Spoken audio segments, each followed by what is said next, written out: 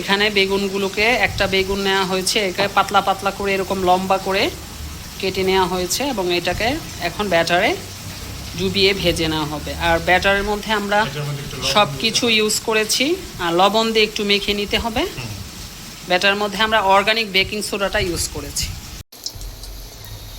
আজকে আমাদের ইফতারের জন্য তৈরি হচ্ছে ফুলকো ফুলকো বেগুনি। এটা লোহার কড়াইয়ের মধ্যে ভেজে নেওয়া হচ্ছে বেগুনিগুলোকে। এখানে ডো হিসেবে দেওয়া হয়েছে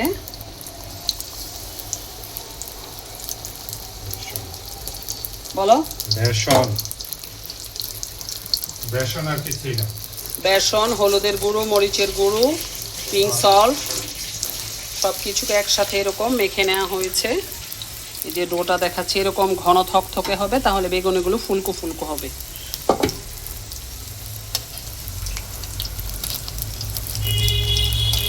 আমাদের কিচেনটা আসলে পুরাতন বিল্ডিং, তো এই জন্য একদম কালো কালার দেওয়া হয়েছিল। এগুলো আসলে অনেকেই ভাববে হয়তো ময়লা।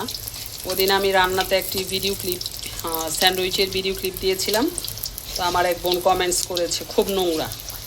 আসলে আমরা আগে যে দুটো স্যান্ডউইচ তৈরি করেছিলাম ওগুলোর বানানোর সময় কালো গোলমরিচের গুঁড়ো ছিটিয়ে পড়েছিল, তো উনি হয়তো ভেবেছিল যে নোংরা এই অবস্থায় আমরা এগুলো খাই। এই যে এখানে আমাদের বেগুনির আউটকাম মাটির হাঁড়িতে নেওয়া হয়েছে, মাটির পাতিলে। মাটির পাতিল খুবই স্বাস্থ্যসম্মত, আমাদের ডাক্তাররা যা বলে আমরা ইনশাল্লাহ ফলো করার চেষ্টা করি। এই যে আমাদের বেগুনিগুলো হয়ে গেছে, ফাইনাল আউটকাম দেখিয়ে দিলাম। এখানে আমাদের এই যে বেগুনির ফাইনাল আউটকাম, অনেকগুলো বেগুনি তৈরি করে নিলাম ইফতারের জন্য।